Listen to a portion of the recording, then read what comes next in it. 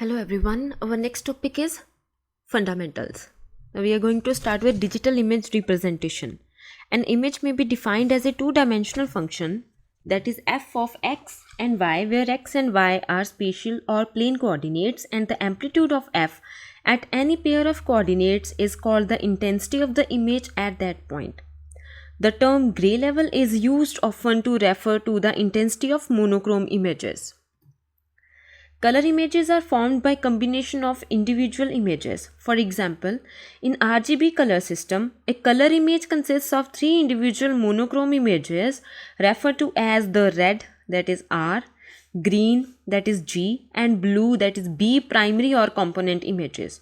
For this reason, many of the techniques developed for monochrome images can be extended to color images by processing the three component images individually. An image may be continuous with respect to the x and y coordinates and also in amplitude. Converting such an image to digital form requires that the coordinates as well as the amplitude be digitized. Digitizing the coordinate values is called sampling and digitizing the amplitude values is called quantization. Thus, when x, y and the amplitude values of f are all finite discrete quantities, the image is said to be a digital image. Next is images as matrices.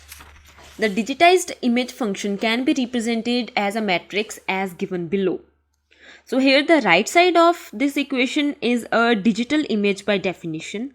Each element of this array is called an image element, picture element, pixel or pel. The letters M and N are used to denote the number of rows and columns in a matrix. A 1 cross n matrix is called a row vector, whereas an m cross 1 matrix is called a column vector. A 1 cross 1 matrix is a scalar. So next topic is reading images. Images are read into the MATLAB environment using function imread, whose basic syntax is shown below. In this syntax, file name is a string containing the complete name of the image file, including any applicable extension. The single quote is basically used to delimit the string file name. You can also use semicolon at the end of this statement to suppress output. If semicolon is not included, MATLAB displays on the screen the results of the operations specified in that line. The row and column dimensions of an image are given by using size function. The additional information about an array is displayed by using whose function. Next is displaying images. Images are displayed on the MATLAB desktop using function imshow, which has the basic syntax imshow and in parentheses write f, where f is an image array. Function pixval is used to display the intensity values of the individual pixels interactively. Next is writing images. Images are written to the current directory using function imwrite, which has the following basic syntax: imwrite and in parentheses include f, comma, in single quotes write file name. Function imwrite can also have other parameters depending on the file format to be written. A more general imwrite syntax applicable only to JPEG images is shown here. In this, two parameters are included. First is quality and second is Q, where Q is an integer between 0 and 100. The lower the number, the higher the degradation due to JPEG compression. IMF-info function is also used to get an idea of image compression achieved and to obtain other details of an image whose syntax is IMF-info space file name. A more general imwrite syntax applicable only to TIFF images has the form shown here. In this, parameter can have one of the following principal values: that is none, that indicates no compression. Pack bits, that indicates the default value for non-binary images, or LWZ, or deflate, or JPEG, or CCITT, which indicates the default value for binary images only, or FA into 3, which also indicates binary images, and FA into 4. The 1x2 array, that is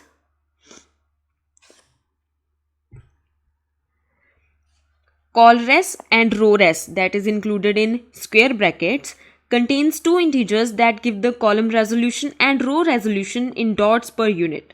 The default value for both of these parameters is 72. The contents of figure window can be exported to the disk in two ways. Firstly, use the file pull down menu in the figure window and then choose export and then select a location, file name and format. Secondly, use the print command as given below. Next is image formats supported by I am read and I am write. So in this table, there are shown some of the image formats that were supported by I am read and I am write. So you can go through these formats by yourself. You can just pause your video here and go through all of these commands by yourself. Next is data classes. So all the data classes are also included in the form of tables. So you can pause your video here and go through all these data classes by yourself. Next is image types. So there are various image types that are used in various programs. First is intensity images. It is a data matrix whose values have been scaled to represent intensities. Second is binary images. So binary images have a very specific meaning in MATLAB. It is a logical array of zeros and ones. Thus, an array of zeros and ones whose values are of data class say unit 8 is not considered a binary image in MATLAB. A numeric array is converted to binary using function logical. Thus, if A is a numeric array consisting of zeros and ones, you can create a logical array B using the statement B equals to logical of A. If A contains elements other than zeros and ones, the logical function converts all non-zero quantities to logical ones and all entries with value 0 to logical zeros. The use of relational and logical operators can also result in logical arrays.